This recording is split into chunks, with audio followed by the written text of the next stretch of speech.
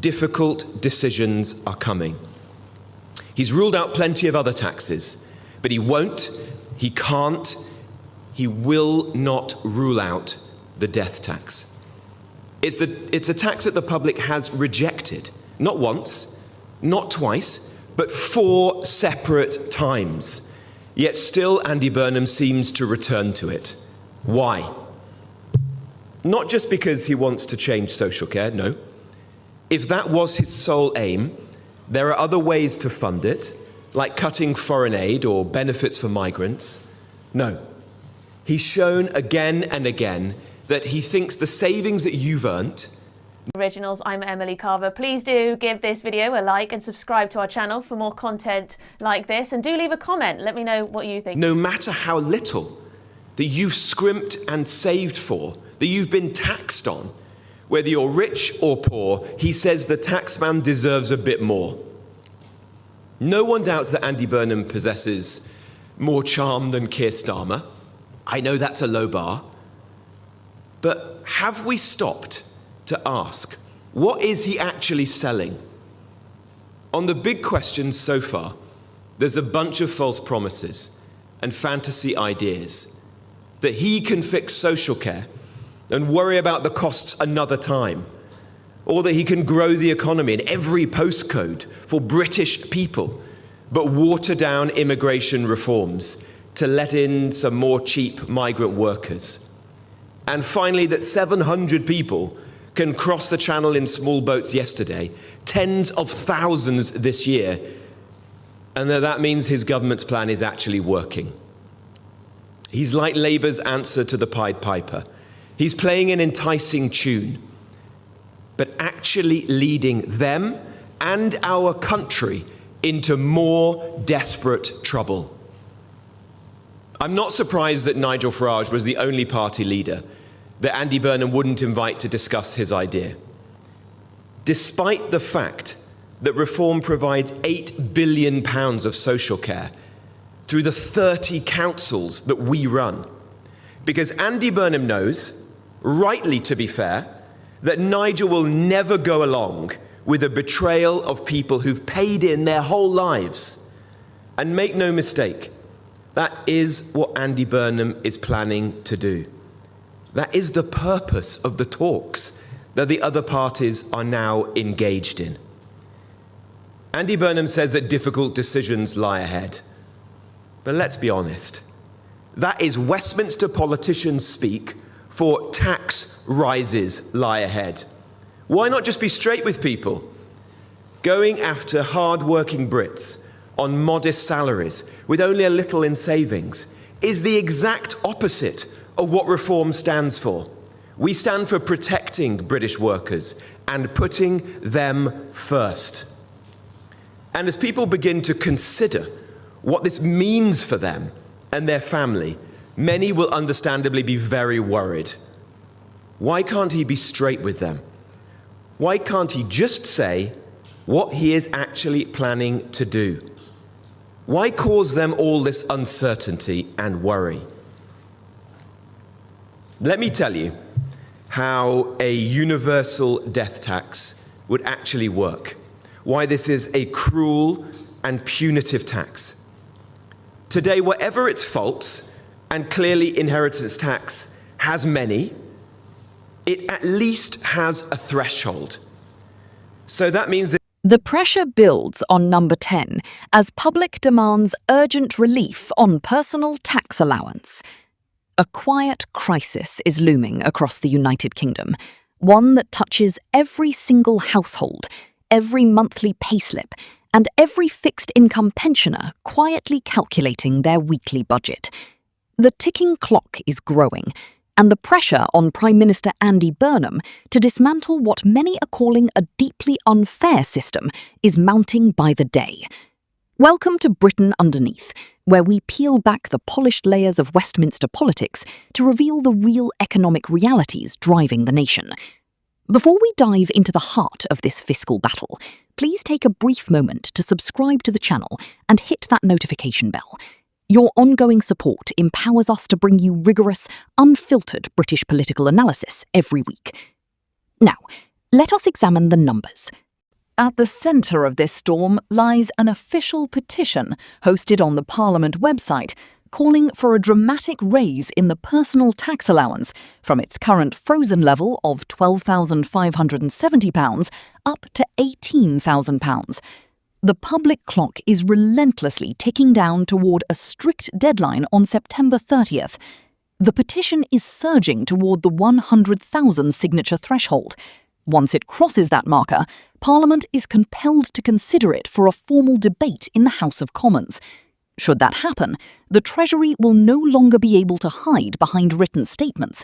Ministers will be forced to stand at the dispatch box, justify the current policy, and lay out their long-term vision before a frustrated nation.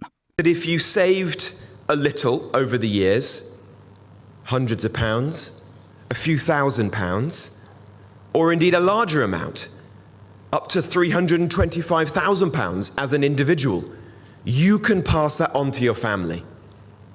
Andy Burnham's levy is different. It has no threshold, no allowance, no minimum limit whatsoever. Everything goes in. The family heirlooms, your mother's wedding ring, if you've got a watch to hand on, and nothing else, it's taxed. A couple of pieces of jewellery, taxed. Even clothes, taxed. Think what that means. Think what that means for the least well-off families in this country. An estate of a few £100s in a post office account. A bit of furniture, the sofa, the telly, a small policy would somehow have to be catalogued, valued, and assessed. By who? Solicitors? Probate valuers? Officials? What, people charging fees for the smallest estates? The cost of the assessment alone might swallow the inheritance in whole. The state would spend £500 to take £300. Grieving families would undoubtedly be dragged through months of paperwork for the privilege of being left with next to nothing. And remember, this is the important point. Brits are already amongst the most heavily taxed people on earth when we die. Of the 38 OECD nations, Britain already runs the 5th harshest death tax regime. Nearly half of those countries don't tax children's inheritance at all, and rightly so. Australia scrapped death duties. Canada scrapped them. Even Sweden scrapped them because they raised very little, because they were despised. To truly grasp why this campaign has struck such a resonant chord across the country, one must understand the subtle mechanics of fiscal drag. Since 2021, the personal tax allowance has remained firmly locked at £12,570. While wages and state pensions have attempted to keep pace with relentless inflation, the threshold where income tax kicks in has not moved an inch. The result is as predictable as it is punitive. Millions of low earners, minimum wage workers, and retirees are systematically dragged into higher tax brackets without ever seeing a genuine increase in their purchasing power. Consider the impact on those in retirement. Newly published figures from HM Revenue and Customs highlight a remarkable shift in the nation's tax base. Total income tax paid by retirees surged from £21.1 billion to £29.8 billion, a staggering jump of over 40% in a brief 2-year window. That represents nearly £8 billion in additional tax extracted from individuals who have spent their entire working lives contributing to society. As the full new state pension continues to rise, it is fast approaching the £12,570 threshold. Without intervention, individuals relying solely on the state pension would find themselves handing a portion of that basic income straight back to the exchequer. Prime Minister Andy Burnham has conceded that citizens existing purely on the basic state pension should not be paying income tax, yet the wider structural problem remains untouched. If you enjoy staying thoroughly informed on these crucial domestic issues, do make sure to subscribe to Britain Underneath right now. It helps the channel immensely as we continue to shine a light on these crucial policy decisions. Because they destroyed a lot. And Andy Burnham looks at all that. He looks at all of that and concludes, you know what? Britain doesn't tax death enough. To raise the £18 billion he needs for his plans, this tax would need to sit on top of the inheritance tax levied on the rich. That means together, Burnham's death tax and our existing inheritance tax would cost families almost £30 billion a year. Britain would become the single worst place to give money to your kids in the Western world. And it would be worse than that, because it would also make the UK the only country in the whole of the West to tax all savings with no allowance whatsoever. This is a truly extreme proposal. Is this the Makerfield test? The petition itself puts the matter plainly, noting that while standard workers face effective tax rises year after year, sophisticated financial planning allows certain high earners to minimize their tax obligations through intricate accounting mechanisms. For millions of hard-working citizens, that contrast feels fundamentally wrong. During his leadership campaign, Andy Burnham acknowledged that the frozen personal allowance was the single issue raised most frequently on doorsteps across the constituency. It was an issue, he admitted, that lodged deeply in his mind. Yet, despite these promises, the government's initial response has offered cold comfort to struggling families. Financial experts, including former Pensions Minister Steve Webb, have pointed out the curious paradox created by this freeze. While frozen thresholds bring in immediate revenue for the Treasury, they simultaneously push millions more into higher tax bands, causing the government's bill for pension tax relief to soar from £47.8 billion to over £60 billion. It is a complex, tangled web that leaves ministers in a tricky position. Capping tax relief midway through a parliament would be fraught with political danger, yet doing nothing leaves the working public feeling increasingly squeezed. When the petition surpassed its initial 10,000 signature milestone, the Treasury issued a formal response that made its stance abundantly clear.